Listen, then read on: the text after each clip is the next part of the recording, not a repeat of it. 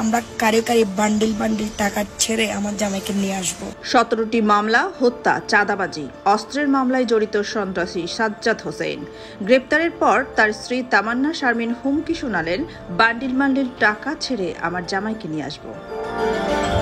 কি আছে এই ভিডিওতে, কি বলছেন তামান্না শারমিন, আর কি বা হচ্ছে এই সন্ত্রাসীর পেছনের গল্প? দেখুন, জানুন আর শেয়ার করুন। আমরা কারি কারি বান্ডিল বান্ডিল টাকা ছেড়ে আমার জামাইকে নিয়ে আসব। যারা এই ঘটনা ঘটিয়েছে তাদের ছাড় দেওয়া হবে না। আমার জামাই গতকাল রাতে গ্রেপ্তার হয়েছে, এতে হতাশ হওয়ার কিছু নেই। মামলা যখন আছে গ্রেপ্তার হবেই। আপনারা যারা ভাবতেছেন আর কোনোদিন বের হবে না, তাদের জন্য এক বালতি সমবেদনা। আপনারা যারা ভাবতেছেন আমার জামাই অ্যারেস্ট হয়েছে আর কোনোদিন বের হবে না, ওদের জন্য এক বালতি সমবেদনা। গতকাল রাত 10টায় ঢাকার একটি শপিং মলে গ্রেপ্তার করা হয় সাজ্জাদ হোসেনকে।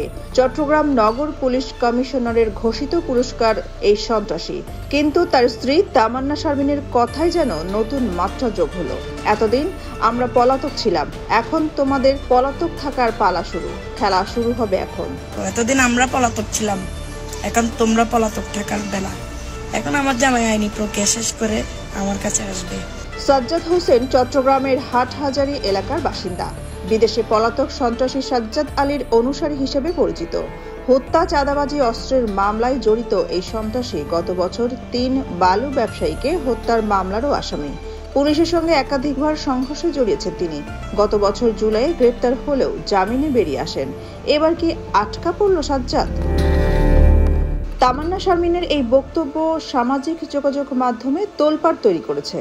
কেউ বলছেন এটা শুধুই হুমকি, আবার কেউ বলছেন এর পেছনে আছে বিশাল ক্ষমতার খেলা। আপনি কি ভাবছেন? কমেন্টে জানান। বান্ডিল টাকা ছেড়ে সাজ্জাদ হোসেনকে জামিনে ছাড়িয়ে আনবেন তামান্না শারমিন, কিন্তু পুলিশের চোখে তিনি একজন দুর্ধর্ষ সন্ত্রাসী।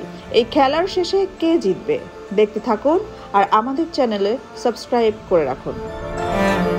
সোনিয়া খান, খবর সংযোগ।